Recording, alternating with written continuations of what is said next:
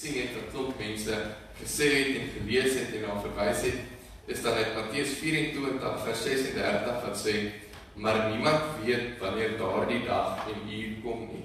Nie die engele in die hemel en ook nie die see nie, net die Vader weet dit.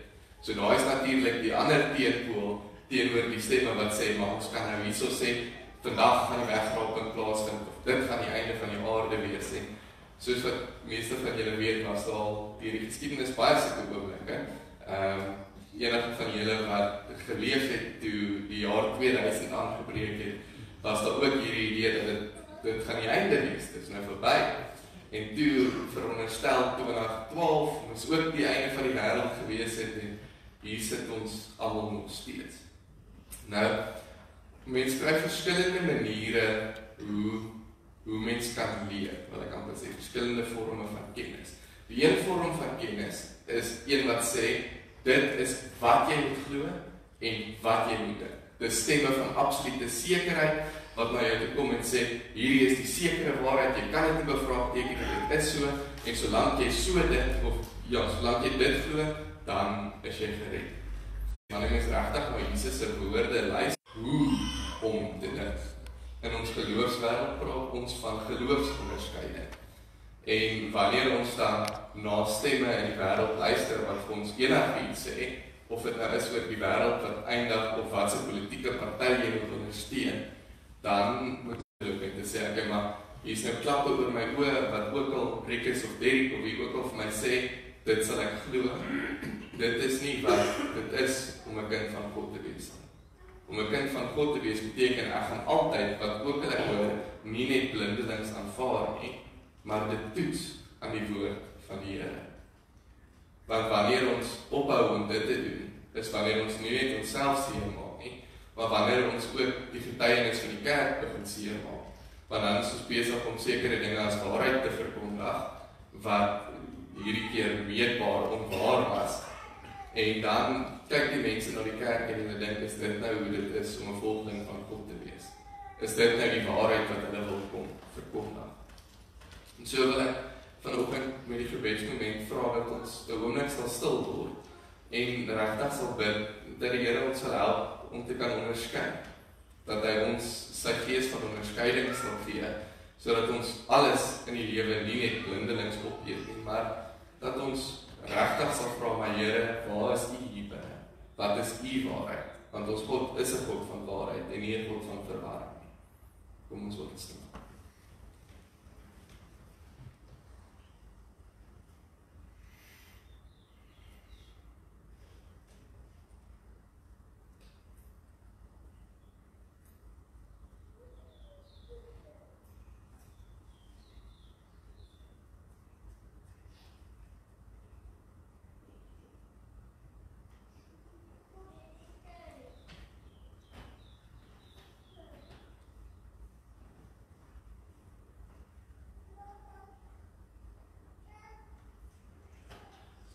Hemelse Vader, ons lewe in 'n tyd van verwarring, 'n tyd van onsekerheid, 'n tyd waar ons blootgestel word aan meer stemme as ooit van tevore.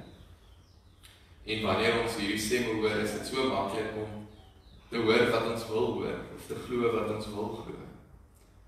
Maar ten einde wil ons U wil hoor, wil ons na U stem luister.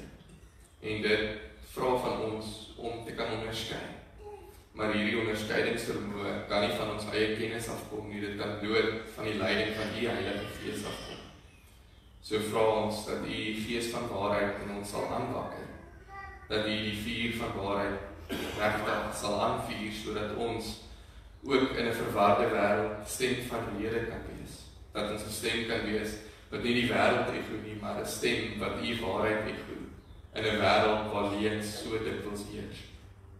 Help ons, versterk ons en maak ons U beeld en U getuienis hier in die wêreld.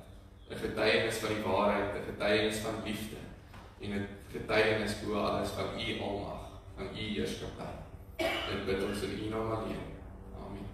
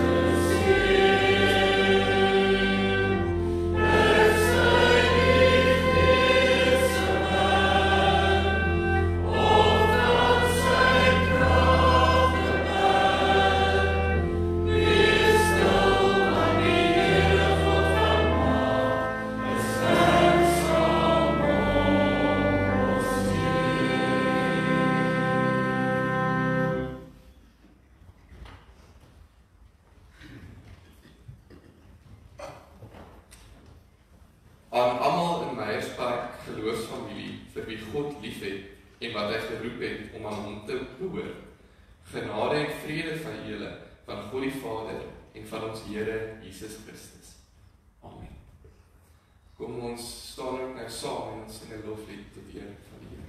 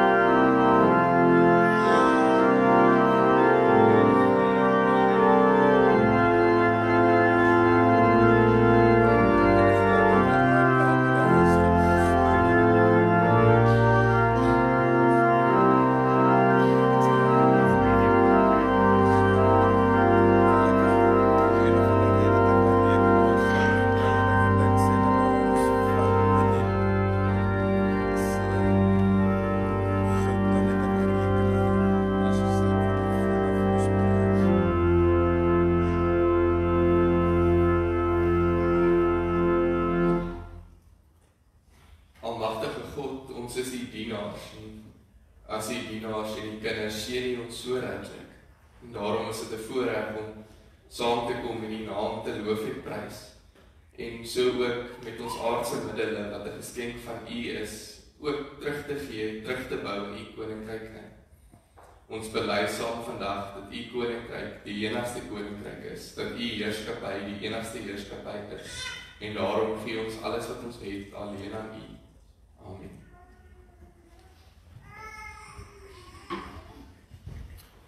Ek wil graag 'n geleentheid gee dat julle so vinnig na mekaar te draai en by mekaar inloer, hoor 'n bietjie hoe gaan dit, hoor of hulle rugby gekyk het, hoor of enige familielede weggeraap is, enige van hierdie dinge. Dis alles met mekaar.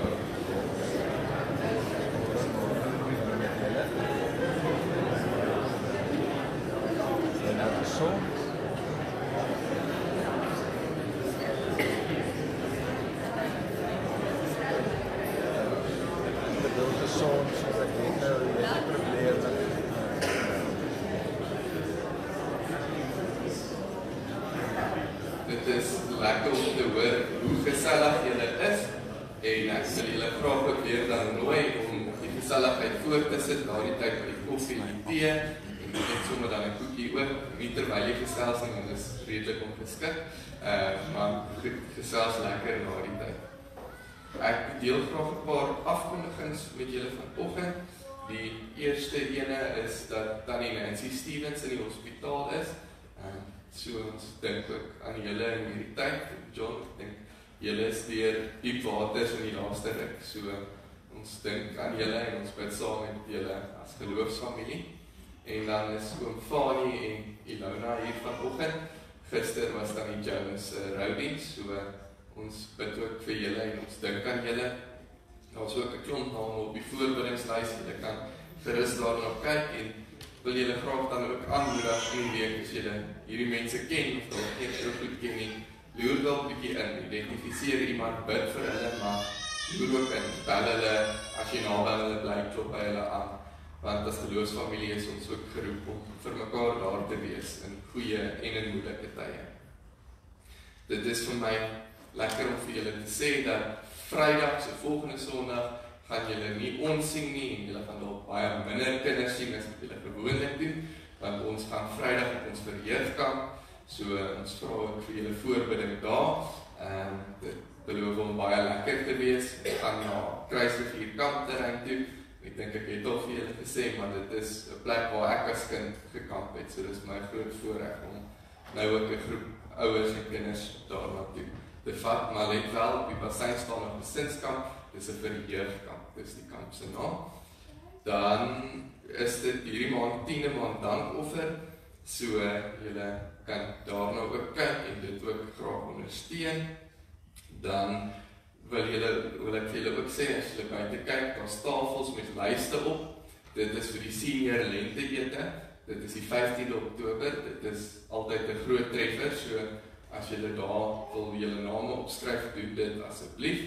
En dan vanoggend het ons 'n erediens, maar ons het ook vanaand 'n kontemplatiewe diens in die kapel. So as julle daar wil inskakel, is julle meer as welkom. Vir die van julle wat nog nie daarvan gehoor het of by een van dit ingeskakel het nie. Kontemplatiewe diens is eintlik 'n tipe van 'n stildiens. So as jy miskien op die stadium voel die lewe is te haastig en te vinnig en dit jaag te veel en jy wil 'n bietjie stil word voor die voete van God, is dit 'n wonderlike geleentheid om vanaand 6 uur hier in die kapel in te skakel en iets daarvan te beleef. Ek wil vir julle regtig sê, dit is nogal 'n belewenis as jy nog nie daaraan blootgestel is nie. So neem dalk die oomblik van vandag moet jy kom. Dit is 'n lekker intieme groep, so julle is meer as welkom om daar ook in te skakel. Dink nie daar is nog iets spesifiek om uit te lig nie. So ons kom dan ook by ons verjaarsdag en daar het ons 'n paar name. Ons het vir Corrie The Nation, Johnny Klopper en Ben Du Plessis. So as enige van julle is ek sien vir Ben, kan julle asseblief na vore kom.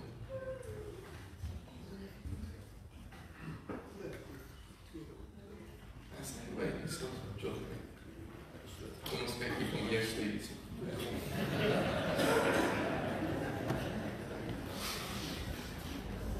Johnny.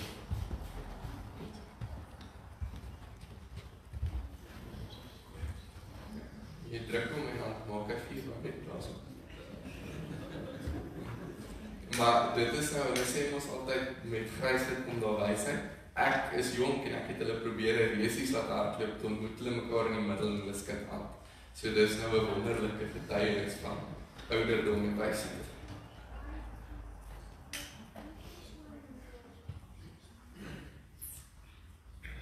Ek sal ten minste een aansteek.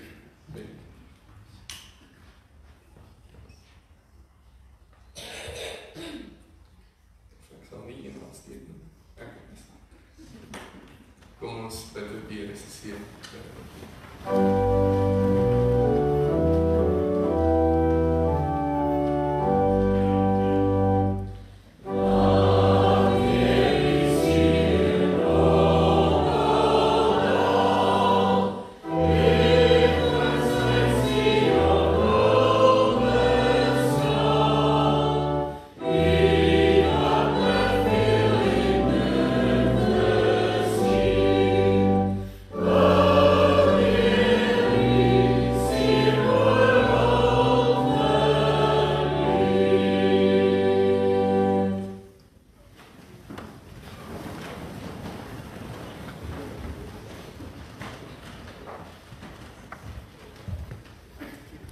Goed, dan kan kinders ook met groot liefde vorentoe kom.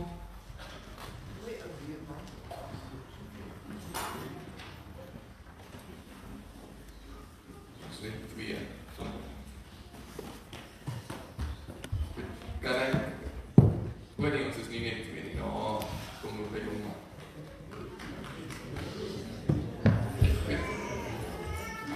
Kan ek gou net sien, nie een van julle verjaar nie. My mamma verjaar aansluit. Ja, ek weet. My papa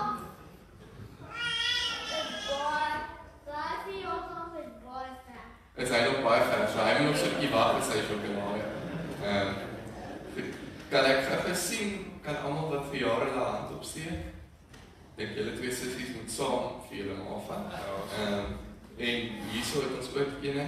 Okay, maar Dante gaan so nie sissie om vir jou ma te vat. Kyk, hierso links. Dante, kyk gou hierso. Kyk, hou julle hand op asseblief. Verjaar jy regtig? O ja, jy verjaar ook. Hoekom sê Dante, hy sê vir my pappa se verjaarsdag is ver weg. Ek beloof dit is wat ek sê. Kyk, gaan vat vir jou pa. Kyk, nou moet julle regs gaan. Daarso, is baie vanoggend, joh. Ek is, hoekom vra jy nie vandag van huweliksherdenkings? Derek vra my nou, hoekom vra ek nie van huweliksherdenkings nie? Ek dink dit is omdat hy al klaar soveel sjokolades gesteel het in die laaste maar goed, kan ek sê, is daar enige huweliksherdenkings, miskien ander vieringe? Kijk, hierso aan die regterkant is al op klompbande. Daar af. Marlene en my kom julle gou hierso.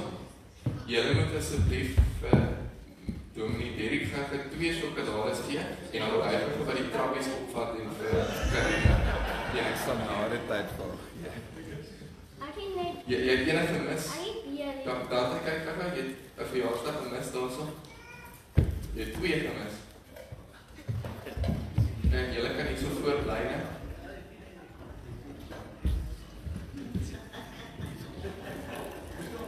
Daarso. Kyk daarso op die stoel. Reg voor jou. Dan is sy arm moet seker al moeg wees.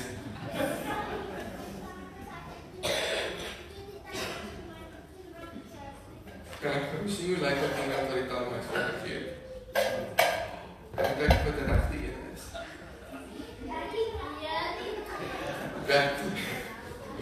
Ja, ek is bly dat daar 10 rand vir jou. So, vanoggend, voor ek vir julle sjokolade gee, gaan daar iets spesiaal gebeur. Kan julle raai wat dit is? Sien julle wat daar aangaan? Wil julle raai? 2 mense gaan doop, ja, so ons gaan vanoggend iemand doop. So ek het gedink, wil net hê julle moet hier kom voel daai water. Is dit koud? Ja, dit is 'n probleem. Ek het nie die water ingegooi nie, ek bly onskuld, sien daarso word daar gesê. Maar dis somer nou, so dit gaan dalk juist goed wees as die water bietjie koeler is. Maar vanoggend gaan ons 'n tweede doop, so julle gaan nou mooi kyk daarna, want die doop is 'n belofte dat God ons gekies het, voordat ons hom kan kies, voordat ons enigiets kan doen. So julle moet mooi kyk as julle nou hier sit en wat gaan aan. Kyk, goed. Maar dan, vir julle, gaan ek elkeen 'n sjokolade gee. Het jy die 2 gevat, Erik? Okay. Goed. Ja, ek weet jy ook 2. Okay. Ja, ons gaan eers saam bid. Kom, ons gaan smeer, ons bid saam. Dankie, Here, dat U vir ons lief is.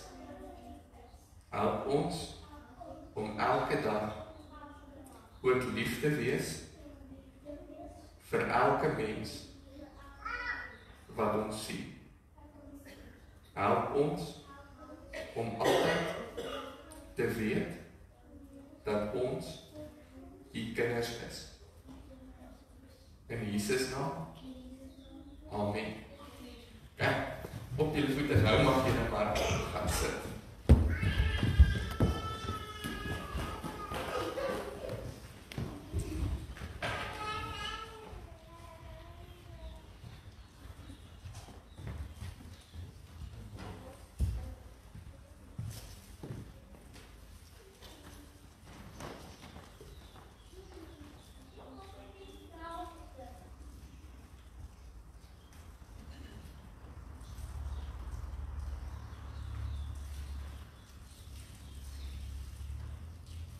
Goeiemôre almal ook van my kant af.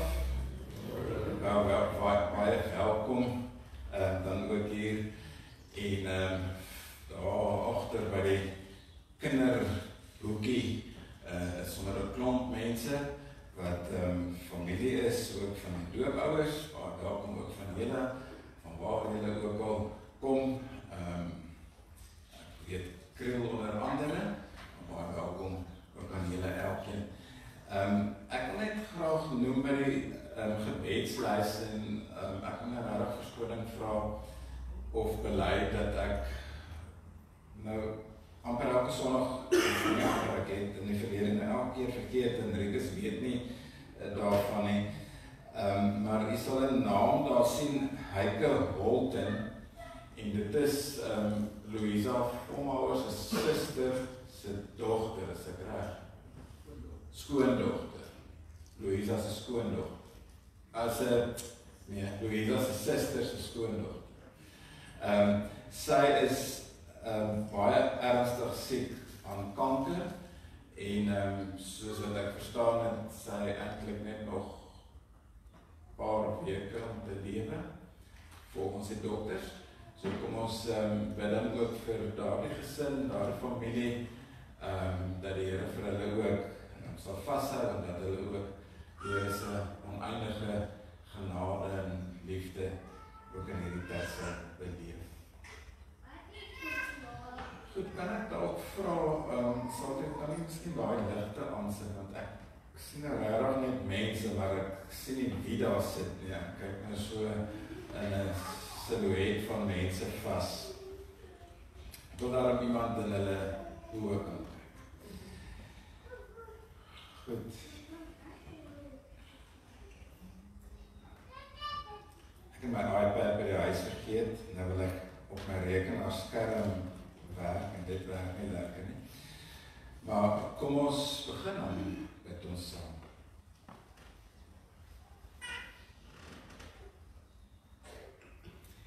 Here, wanneer ons hoor van iemand wat kritiek siek is,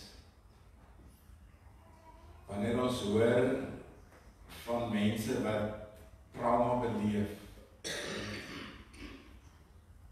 wanneer ons na uitsprake luister wat, wanneer dit dan nie woord gemeen word, nie die waarheid is nie, dan word ons harte seer en kan ons maar net op die genade bly. Kan ons net vra, Here, wees by ons elkeen. En soos wat ons vroeër gebid het, gee vir ons ook in traumatiese tye en traumatiese oomblikke geloofsonderskeiding. Dat ons ook altyd aan U kan vashou. Here, wanneer ons vreugde in ons lewe ervaar, wanneer ons mooi oomblikke in die lewe ervaar, wanneer ons 'n doopgeleentheid ervaar wat getuig van U liefde, dan bid ek dat U vir ons die geloofsonderskeiding sal gee, dat ons ook daarin U genade sal sien. Dat ons dit vanoggend opnuut sal sien, sal hoor, sal ervaar. Here, mag ons sintuie vanoggend alles so teenwoordig wees hier, dat U genade oneindig oor ons sal spoel. Wanneer mense hier voor 'n kers kan opsteek vir 'n verjaarsdag in hierdie week, dan vertel dit van U oneindige genade. Ons dank en eer U daarvoor. Wanneer ons as 'n geloofsfamilie hier by mekaar is, en ons het die geleentheid om U woord te lees, die woord te hoor, ook deur die prediking, dan dank ons U daarvoor. En vra ons ook die leiding van die Gees, ook vir geloofsonderskeiding, ook in hierdie oggend. Dankie dat ons dit mag bid in die naam van die Vader en die Seun en die Heilige Gees. Amen.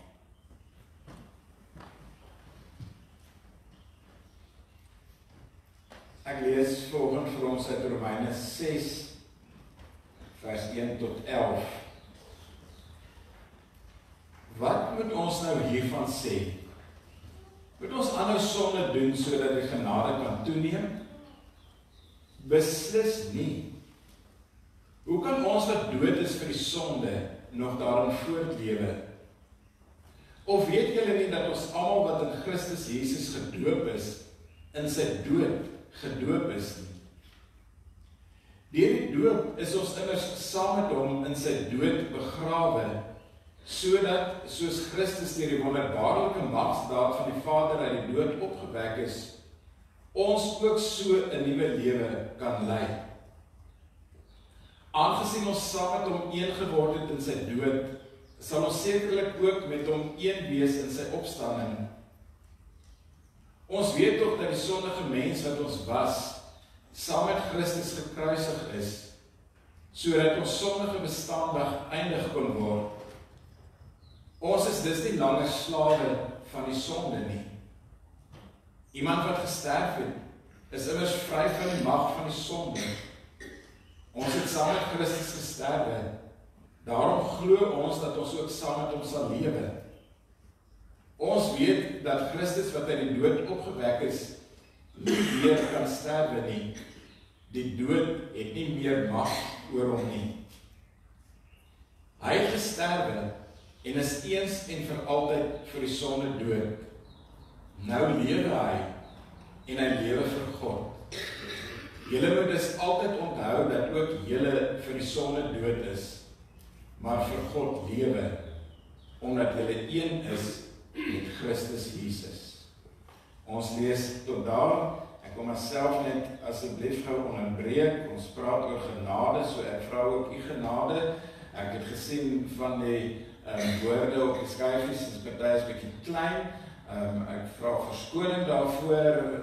Dit is alles nuut met die televisie en jy sal ook sien dat daar woorde en ook by die name net nou letters bietjie afgesny is.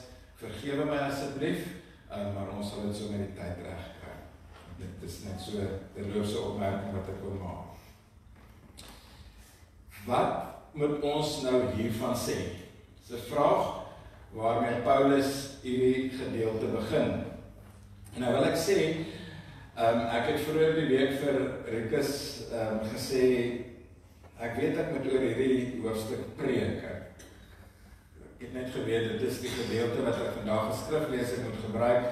En op 'n stadium het ek gedink, miskien moet ek iets anders begin soek, want hierdie is nou regtig 'n moeilike gedeelte om oor te preek, en is 'n moeilike gedeelte om te verstaan, en ek het hierdie gedeelte oor en oor en oor gelees, en totdat ek dan nou gesnap het waaroor dit gaan, en baie oor dit gelees, en baie kommentare geraadpleeg, en wanneer 'n mens dit dan reg verstaan, dan verstaan 'n mens wat Paulus dan eintlik hier wou sê.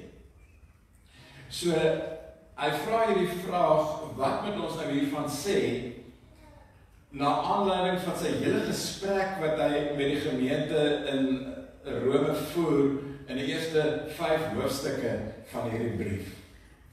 So, dit is baie duidelik dat vers 3 en 4, waar hy dan spesifiek oor die doop praat, nie 'n dogma oor die doop is nie. Dis nie 'n verduideliking van die doop nie. En ons moet dit baie goed verstaan. So, hy gebruik die doop hier as 'n voorbeeld om die groter geheel te beskryf. Die groter geheel in vers 1 tot 11. Want dit is Paulus se reaksie op van die gemeentelede en van sy teestanders se denke wat daar onder hulle geleef het. En om Paulus sy argument goed te verstaan, sal dit ons ook help as ons 'n bietjie meer agtergrond oor die gemeente het wat in Rome bestaan het. Hierdie gemeente het verskillende bevolkingsgroepe bestaan. Daar was in die eerste plek die Jode gewees, Joodse Christene.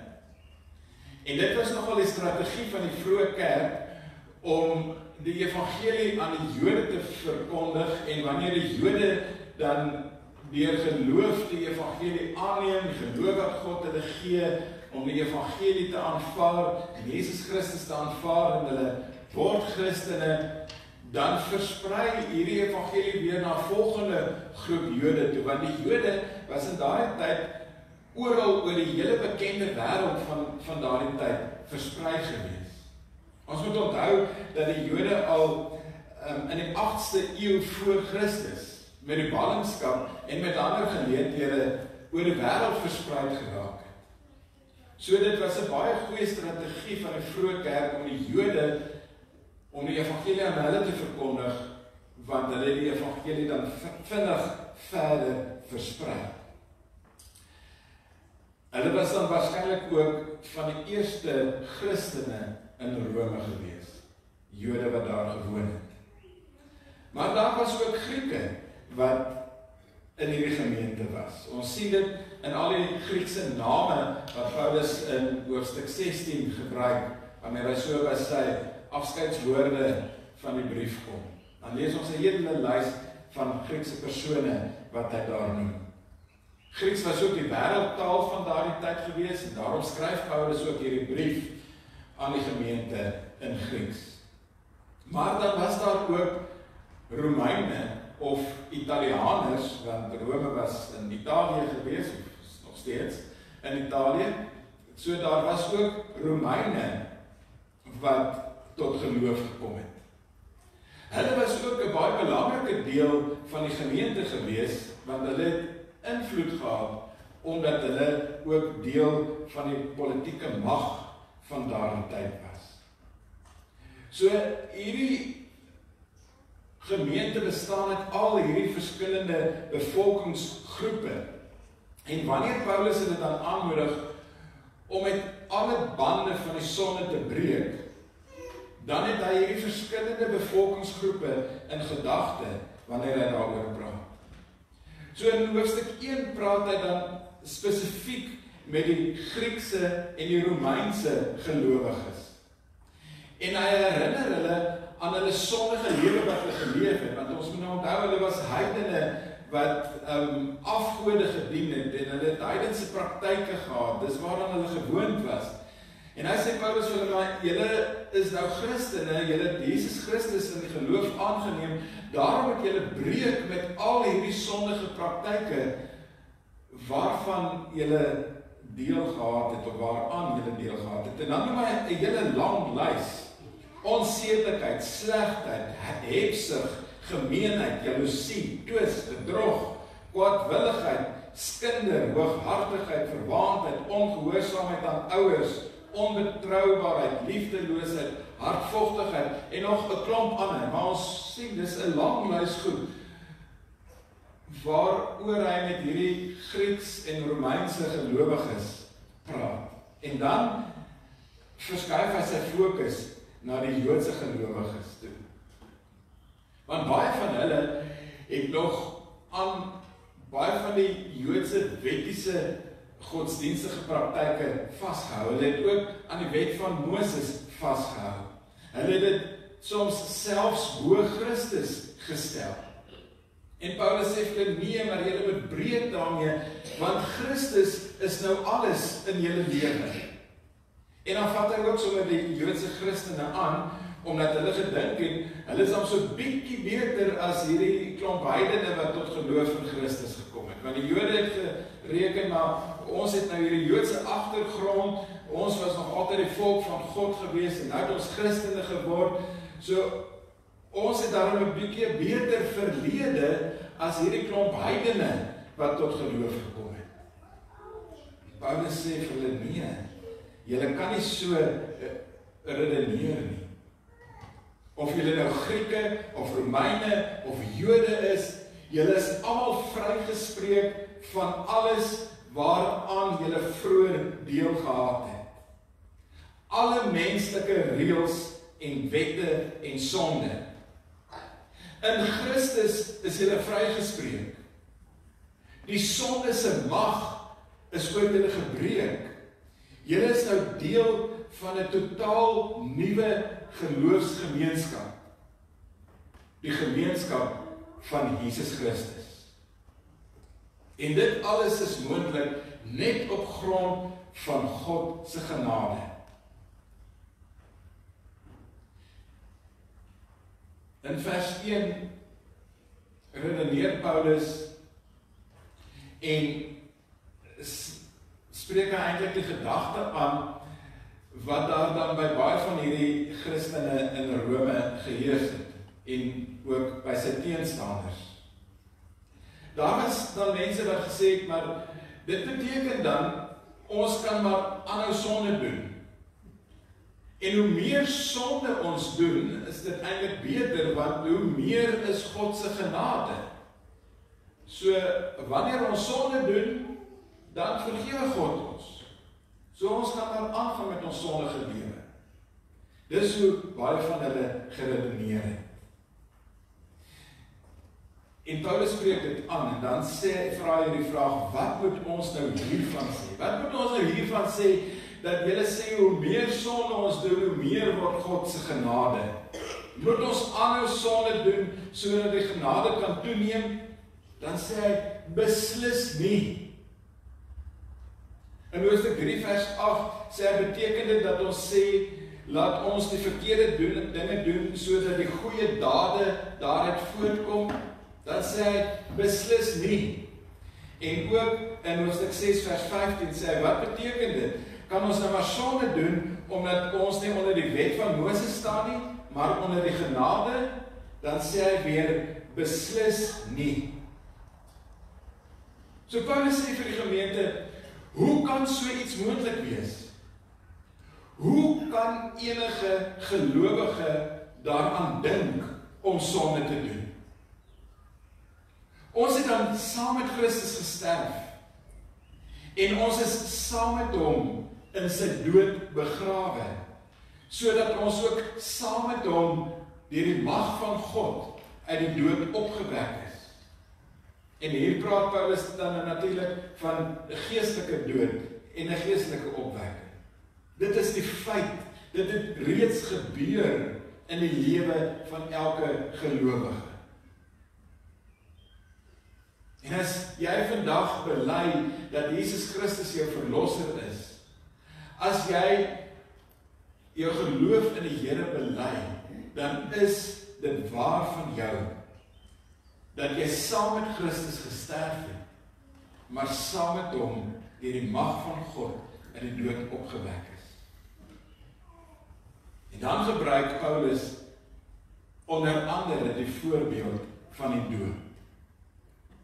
Hy sê, as ons in die naam van die drie-enige God gedoop is, dan is ons in Christus se dood gedoop. So is ons saam met Christus begrawe, sodat ons ook saam met hom kan opstaan en vir God kan lewe. So Paulus se hele argument gaan net oor God se genade.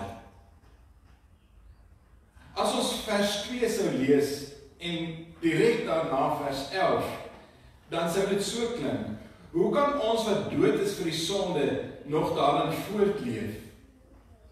Julle moet dus altyd onthou dat ook julle vir die sonde dood is, maar vir God lewe, omdat julle een is met Christus. En dan tussen vers 2 en vers 11 gebruik Paulus verskillende voorbeelde om hierdie stelling oor 'n lewe in diens van God te beskryf. Christus se sterwe en opstanding het die lewe van elke Christen gelowige radikaal verander. En deur die doop kry ons dan 'n aandeel aan hierdie nuwe manier van leef. In sy genade kom bied God dit vir ons aan. Ons moet egter baie goed verstaan dat die dood nie vir ons 'n outomatiese vrypas tot die ewige lewe gee nie. En dit het ek ook in my gesprek met die doopouers baie duidelik gesê. Ons kan nooit dink wanneer ons gedoop is dat ons outomaties die ewige lewe het nie.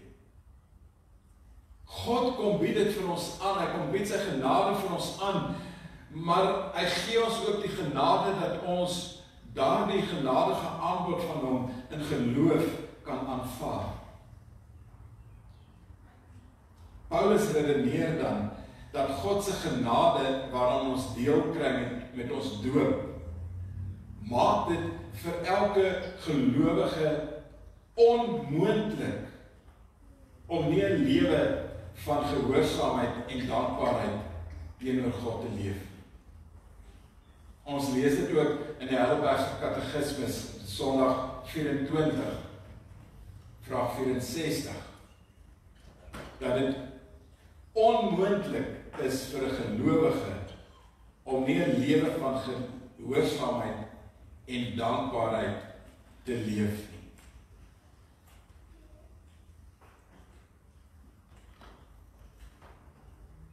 Maar nou weet ons dat dit eintlik 'n vreemde onmoontlikheid is. Dit is so onmoontlik soos wat as julle net nou vir Andre en Corine hier voor sien staan met hulle tweeling, dat dit onmoontlik is om te dink dat hulle as ouers hulle kinders ooit sal verwerp. Daardie gedagte kan net nie by ons opkom nie, maar nou weet ons dat dit wel 'n moontlikheid is. 'n Ma kan haar kind verwerp. Maar dit klink onmoontlik dat dit kan gebeur, maar ons weet in die praktyk gebeur dit. Dis so vreemde onmoontlikheid soos 'n kind wat sy pa se liefde en sorg en omgee verwerp.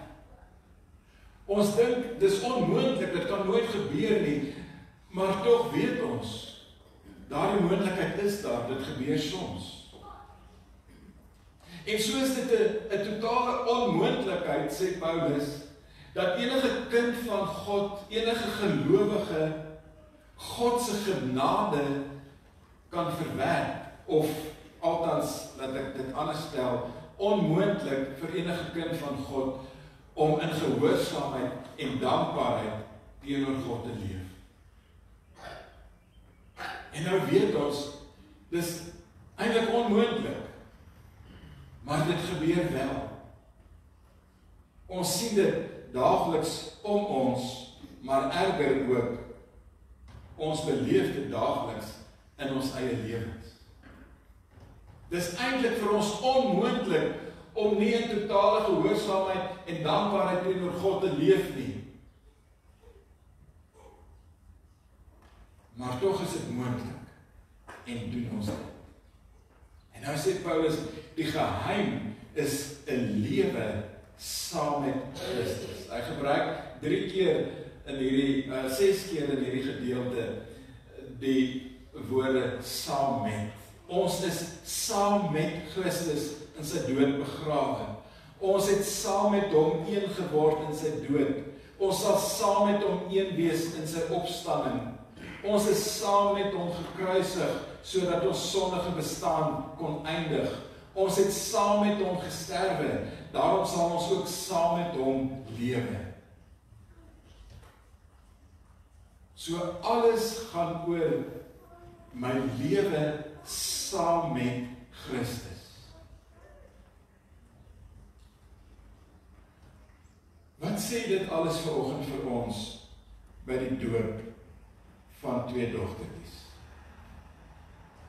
Ek wil afsluit met 'n gedeelte wat ek in 'n boek van professor Cas Weppener gelees het.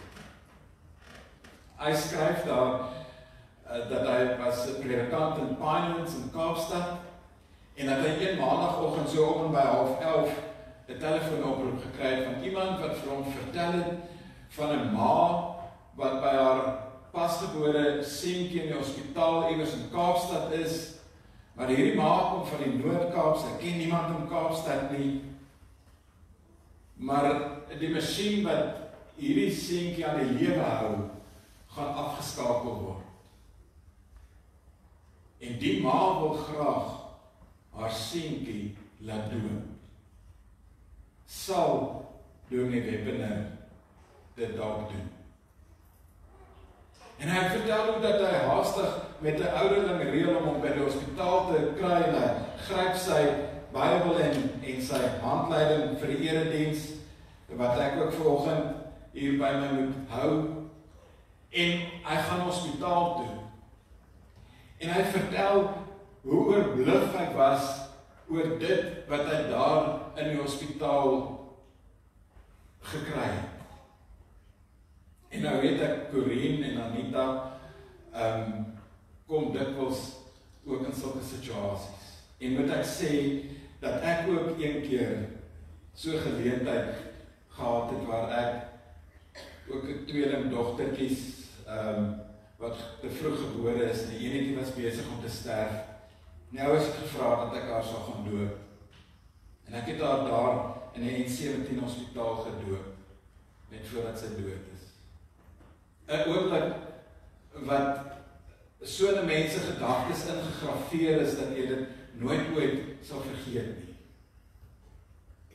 Maar Cas Wepener vertel dat hy by daardie geleentheid is uit Jesaja 49 vers 15 lees, kan 'n vrou haar eie baba vergeet, haar nie ontferm oor die kind wat sy in die wêreld gebring het nie.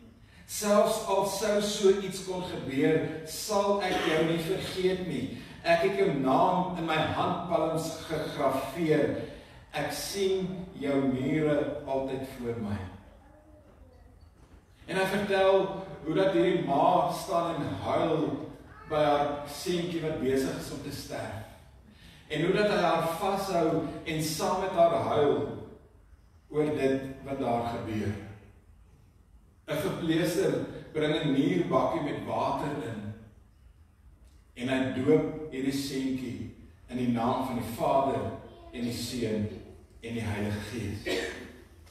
Maar dan vertel hy verder dat hy 'n tyd daarna 'n ander doopdiens iewers op die platteland bygewoon het, waar 'n baba seentjie gedoop word. Die plaaslike dominee van daardie gemeente hanteer die doop, en hy lees uit die doopformulier, maar hy onderbreek homself en die doopformulier voortdurend met verhale oor, sê nou maar, die Malan gesin of Serfontein gesin of wat hulle van ook al mag wees.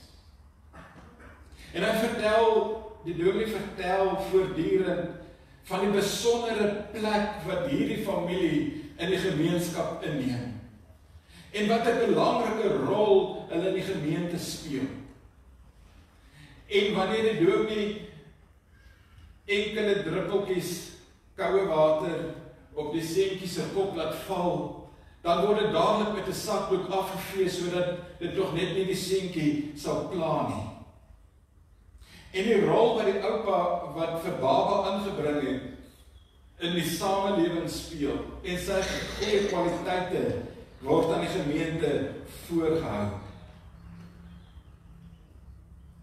En nadat die babatjie gedoop is, neem die dominee die baba en hy hou hom in die lug en hy sê vir die gemeente, 'n lekker knevel van 'n blou billetjie.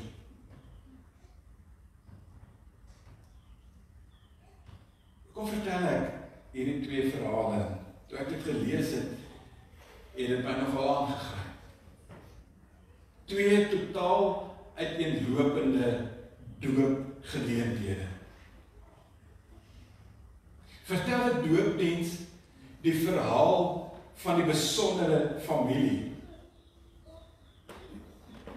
En ek sou seker iets van daardie familie kon sê, wat sê, net nou toe kom hulle so hierdie paadjie afgestap, paadjie vol mense wat volgend hier is. Vertel dit iets van die ouers, van hulle voorgeslagte, van al hulle voortreffelikhede? Of vertel die doop iets van God en sy genade?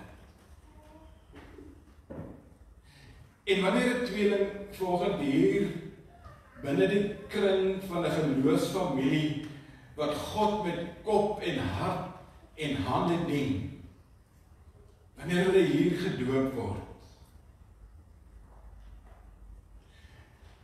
dan is dit volgens my gebed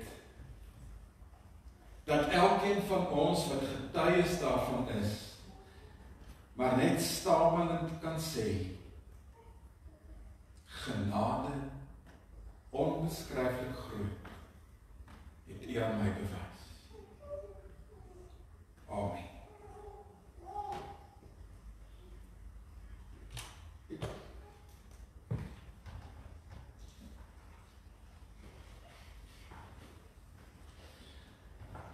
Corine en André, ek wil vra of julle die voorstel kan kom staan asseblief.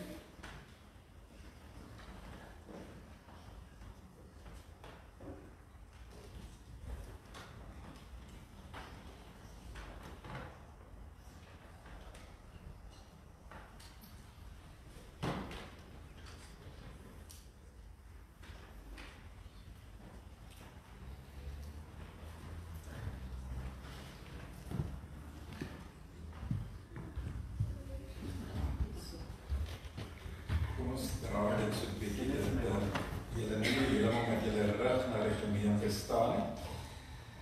Goed. Ek het met julle gesels en ek het ook vir julle vertel van ook die ooreenkoms, die verbond wat God met Abraham gesluit het, waar God ook vir Abraham gesê het, maar ek wil jou God wees en ek wil hê jy en jou nageslag moet my volk wees, my kinders wees, en by die doop kom bevestig God dan aan ons, dat ons en sy kinders, dat ons en ons kinders ook in hierdie verbond, in hierdie testament van God ingesluit is. Dit beteken dat hy ons Vader is, wat ons lief het en vir ons sorg, en dat Jesus Christus ons verlosser is, en dat die Heilige Gees in ons woon en van ons nuwe mense maak, soos wat ons ook nou in hierdie skrifgedeelte gelees het. Dit is ook belangrik om te weet dat niemand van ons enige van hierdie gawes van God verdien nie, want die sonde waarmee ons gebore word, veroorsaak dat ons eintlik die dood verdien. Maar Jesus het egter die straf vir die sonde op hom geneem en aan die kruis in ons plek gesterf.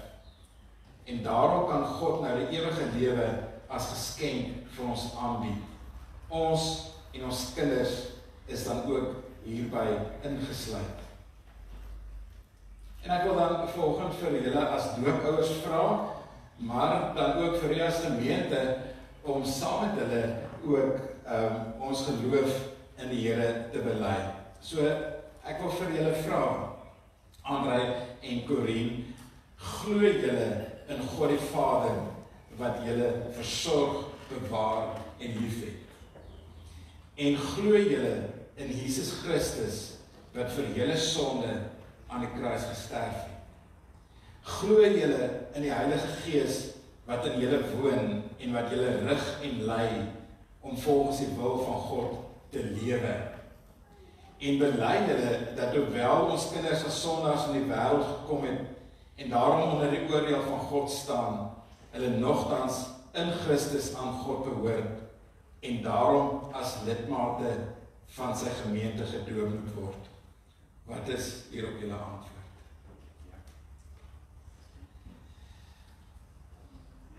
Ek wil dan vra dat Anlian Dedery ook vorentoe sal kom.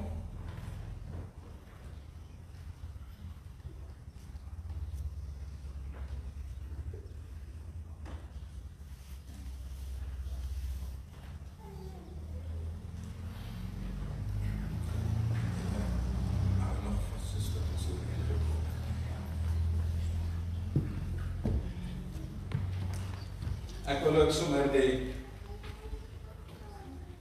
grootouers en die ouma grootjie wat hier is, nooi om ook vorentoe te kom.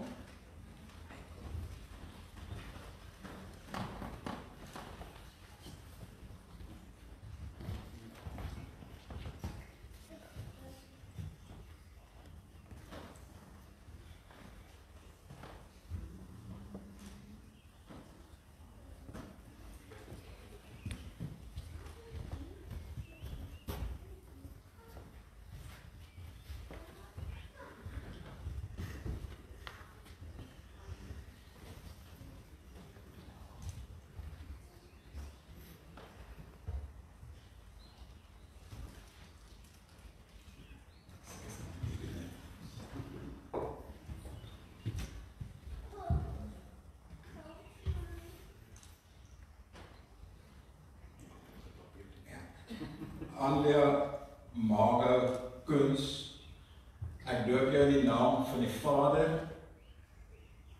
en die Seun en die Heilige Gees. Amen.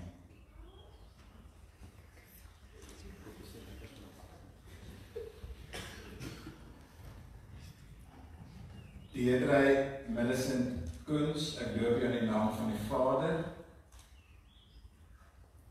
en die Seun en die Heilige Gees. Amen.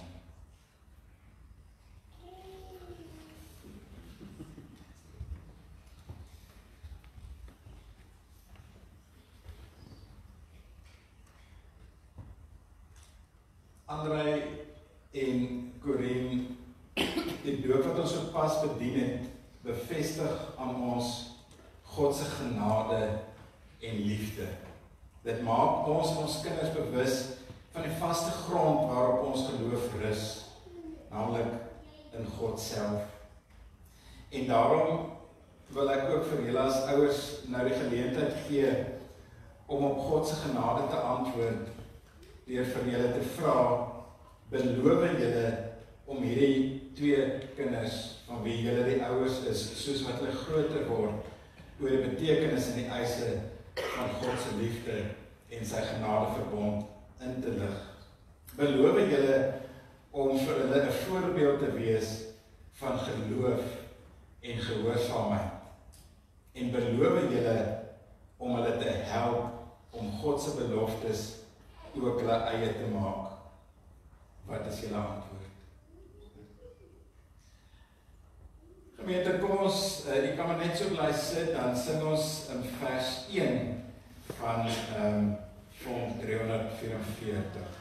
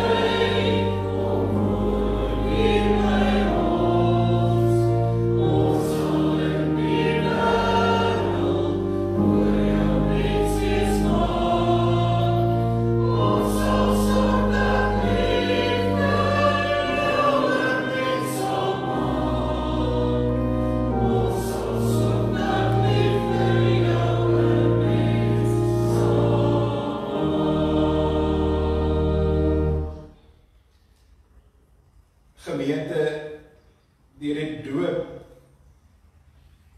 het hierdie kinders so deel van hierdie gemeente en van die geloofsgemeenskap van God geword.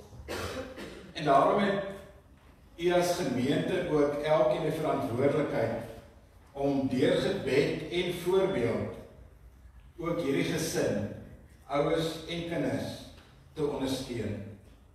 En daarom wil ek vanoggend ook vir julle as gemeente vra, beloof julle om hierdie verantwoordelikheid so na te kom, dat hierdie kinders die Here kan leer ken, kan liefkry en dien, en dat hulle kan groot word tot die eer van sy naam. Wat is die as gemeente se antwoord? Kom ons sing dan die tweede vers.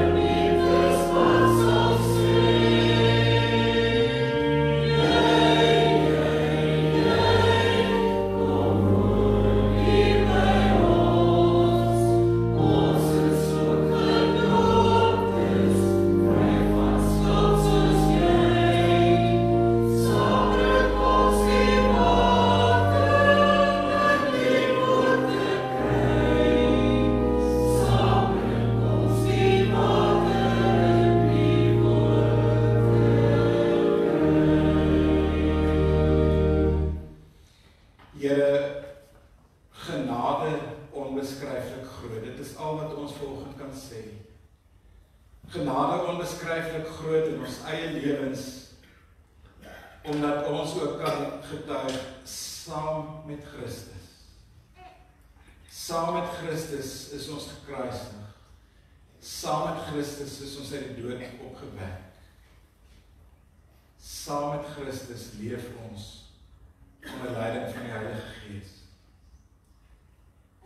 Saam met Christus kan 'n ouer paar en 'n familie hulle kinders in die naam groot maak en vir hulle kinders ook hulle geloof voorleef. Dankie vir die genade. Dankie dat U dit vanoggend vir ons as gemeente weer tasbaar kom wys. Genade onbeskryflik groot. Amen. Kom ons sing dan vers 3 van dieselfde lied.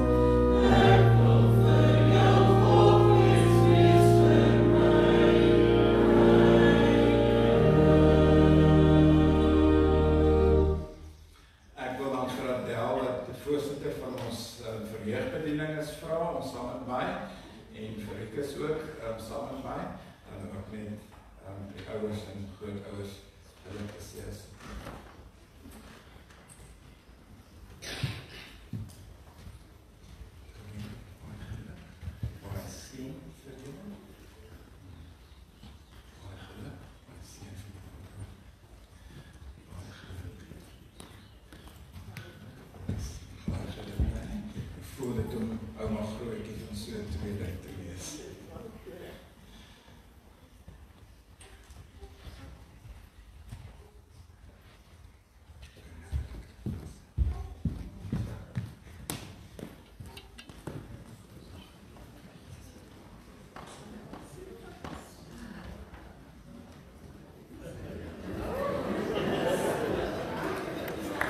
Almal het gewonder hoe ek dit gaan doen, maar ek het dit reg gekry.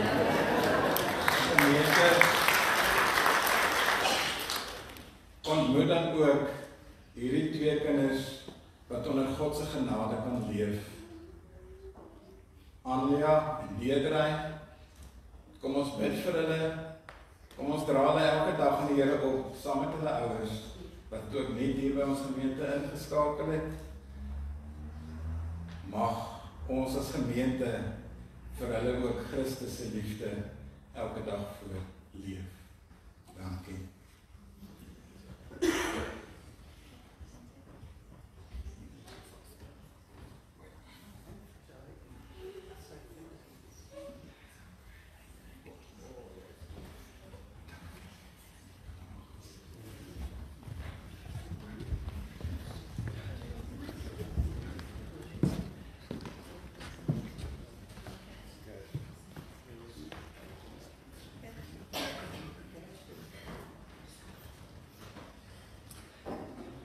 Terwyl jy net so bly sit, kom ons sluit dan af met lied 514 vers 1 en 2. Ekskuus, ek het 'n verskriklike belangrike ding vergeet. Weereens, mense altyd 'n vrou aan jou regterhand hê. Anne en Corine, kan julle net gou weer na vore toe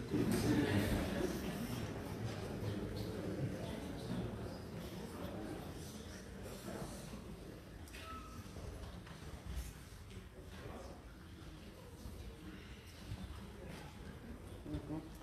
Ek wil graag net ook vir hulle elkeen 'n Bybel en 'n doopkers gee.